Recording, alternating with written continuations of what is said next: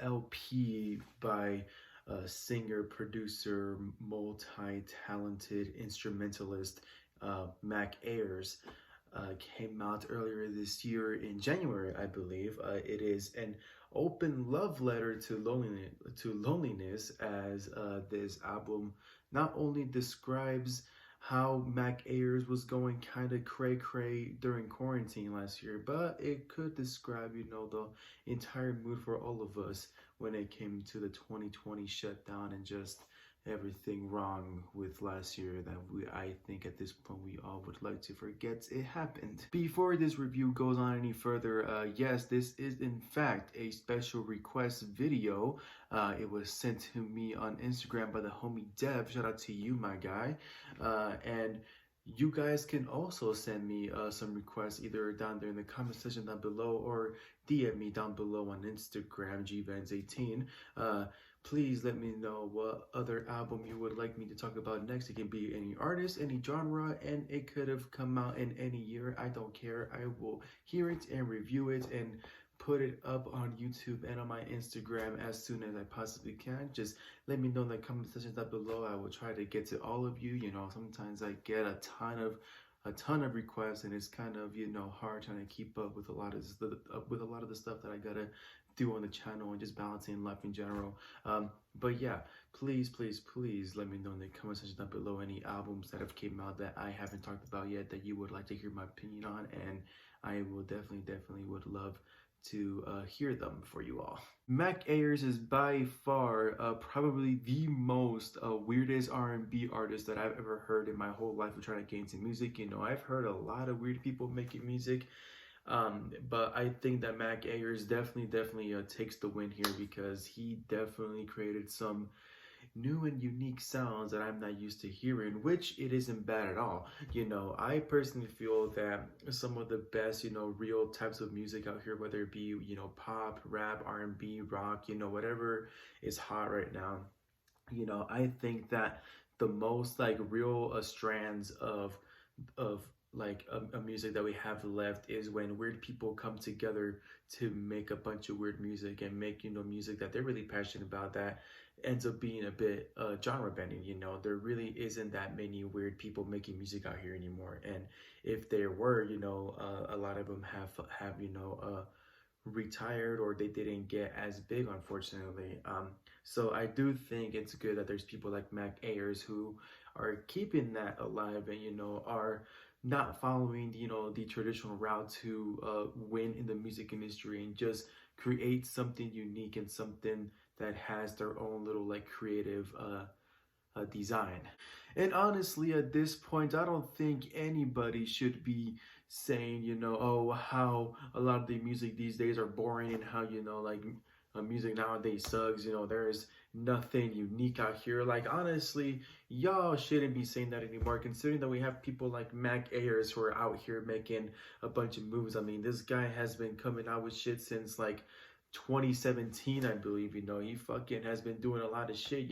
Yeah, there a lot of the like weird and unique shit that y'all have been dying for is a bit underrated, but that's why you go out and explore and try and find some new shit to listen to. Like, honestly, after hearing this album, I don't think that people are allowed to say that music out here is all the same, music out here is boring, because there are a lot of artists out here that are doing like a bunch of weird and genre bending stuff. You just have to dig very deep, because they unfortunately don't get as much as attention as all the mainstream stuff that is happening right now. Mac Ayres is a very mysterious artist that made a lot of noise and caught a lot of attention back in 2017 with his debut EP Drive Slow, an EP very short. Obviously, it is his first shit. Most artists, first stuff ends up being, not that long in length, and so people don't think that they will, have a lot of potential, because the first project that they make typically isn't, their best shit. But I don't think that that's the case with Mac Ayres, because he definitely, received a lot of attention. Drive Slow is an EP where he talks about, how people don't really take time to drive slow and really like appreciate and take in everything that life has to offer you. Mac Ayres just has just has always had a lot of different ways to just to make some very like catchy and relatable projects to catch a lot of people's attention, and so they can like feel at peace with whatever is going on within. And during his short career, Mac Ayres has consistently dropped two back-to-back projects. In 2018, we were introduced to the very emotional Something to Feel project, a album about all these like emotions, mixed emotions that people don't like feeling, but it's okay to come out sometimes. And a year later, in 2019, we were introduced to the very catchy Juice Box album.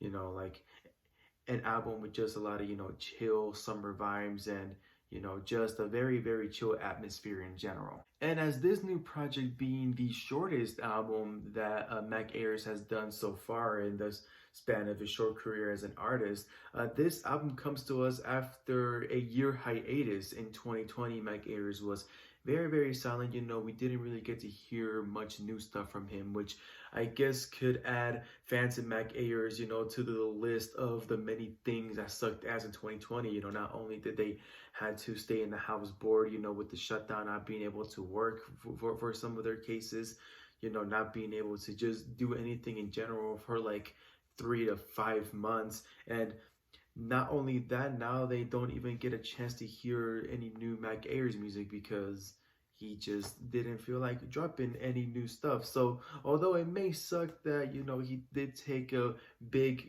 hiatus in 2020 and just like kept relatively silent in the music industry, I do think that hopefully this new project was worth the wait and worth the hype for a lot of his fans. The best way I can describe Mac Ayres is he is a very anti R&B artist, because it seems that he doesn't really follow the traditional route when it comes to a traditional R&B artist.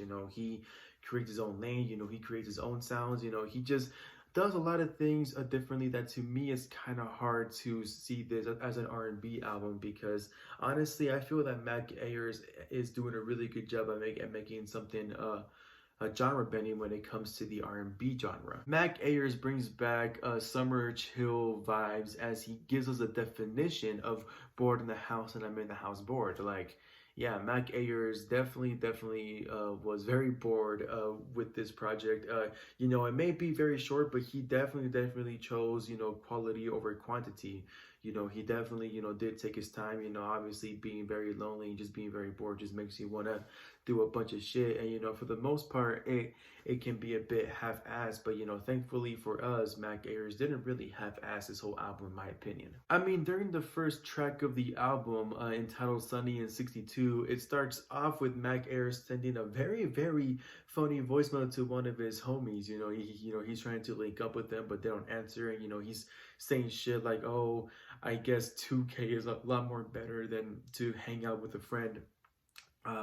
Which I thought was pretty funny, but at the same time, I felt that I wasn't going to like this album because I felt that it was gonna be just a bunch of like this like a stupid I'm bored in the house shit. And thankfully, Mac Ayres did prove me wrong, because I actually enjoy the majority of this project. I mean, don't get me wrong, I don't think that this first track is garbage. I think it's fairly catchy. It's just that I guess for me, the first track on here was just a bit slow, and maybe it's the fact that this is the first time I ever heard a Mac Ayres project, that maybe I'm just not used to the introductions that he usually does with a lot of his projects. But at the same time, this particular song just was a bit of a slow start for me that got me thinking maybe I'm not going to really fuck with this album.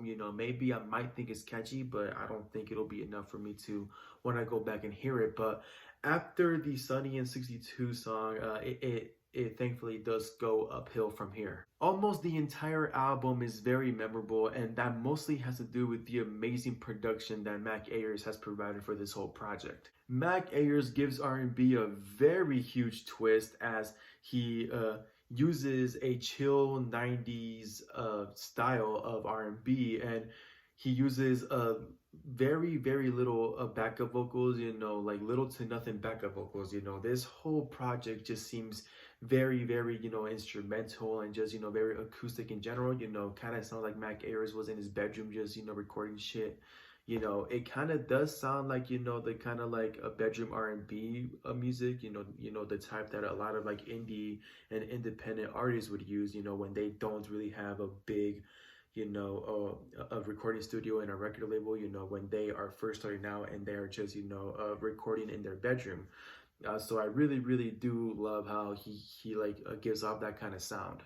I also love how Mac Ayres is a multi-instrumentalist, as he includes many, many different instruments in this project. Some acoustic guitar, some piano, you know, maybe a little bit of bass, a little bit of drums and whatnot. You can just obviously tell that Mac Ayres is a self-taught instrumentalist, and he definitely took his time to teach himself many, many instruments to play to definitely make his music a lot more interesting and a lot more unique to hear, because he adds a bunch of whole different shit that you wouldn't really expect to hear from a typical R&B project. I will also say that Mac Ayres' vocals are really impressive, as he uses his incredible vocal range to just catch our attention throughout the whole album. He uses very, very different tones in every track.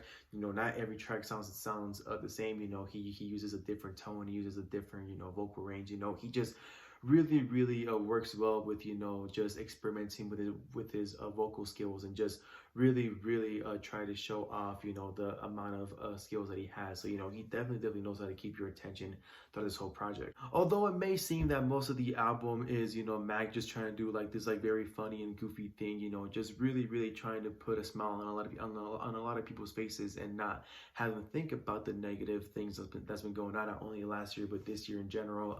I do like that he does take his time to like talk about some very relatable and personal stuff to him. He mostly sits and reflects on his life, and he even reflects on the past women that he's had, why it didn't work out, and why he still misses them, specifically on the song Where You Going Tonight and Never Let Me Go with CARRTOONS.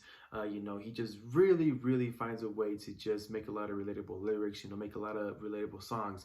I think maybe one or two tracks on here are going to really, really relate to a lot of people. I think 2020 was the year that everybody reflected on their own lives and just reflected on everything going on so far. And this album just really puts a lot of shit into perspective, because you can tell that Mac was going through it as well. And this album just really, really screams out what everybody has been like thinking of, and what they've been trying to say when they were in quarantine for a whole year. And although there may be two tracks on here that I didn't like, because they were either too much of a slow introduction, and the other one was just too experimental for me, like I do appreciate the amount of experimental shit that he's done in this project, but sometimes it can be a bit too much, and it can be very, very weird, to the point where you just don't want to hear it again. But at the same time, that doesn't really stop this project from being enjoyable. Mac Ayres is absolutely the main attraction on this album. He has given us a really, really beautiful and chill project. I think anybody can hear this and just really, really get lost into it. Like lay down with your headphones. Just really get lost into the music. Mac Ayres is really, really good. Once again, are grabbing your attention. You will never get bored throughout this whole project. And I think if anybody does want to get into some new and unique artists, and just like hear something new from a genre like R&B that has been pretty popular for quite some time now, I think that y'all should really, really start with this project, because it's honestly really, really dope. Like he definitely is like one of the most unique and dopest R&B artists that I've heard so far in modern day times. And I think this will hopefully, show everybody that he is a force to be reckoned with. And, he definitely is not stopping now, because at only 24 years old and having such a short career so far, he definitely is improving a lot. And he is definitely an artist worth keeping in your radar to see, what else he's going to do next. So until then, I'm going to give this project an 8 out of 10. It is a very beautiful project. It's pretty enjoyable. It's very memorable as well, and I think a lot of people will enjoy this, and it will just give you something different, that different taste that you've been wanting for quite some time now. Thank you all so much for watching. Hope you guys enjoyed my review. Once again, this was a special request. It was requested by the homie Dev. Shout out to you, homie. Sorry it took quite some time to get this delivered to you, but it's been kind of hectic just moving out of my old house and finally settling into the new one. But I hope you enjoyed the video version of the review. And like I said, if any of you want me to review a specific album that you want me to talk about, then please let me know in the comment sections down below. I would definitely love to hear them and get back to you as soon as I can. And with that being said, don't forget to like, subscribe, click that button down below, all that good stuff, and don't forget to stay happy. It's like I'm living a dream, that's how to reach. I've been cooking like Walter and Jesse P. Kisses, I ain't trying to be a prodigy. Past deep.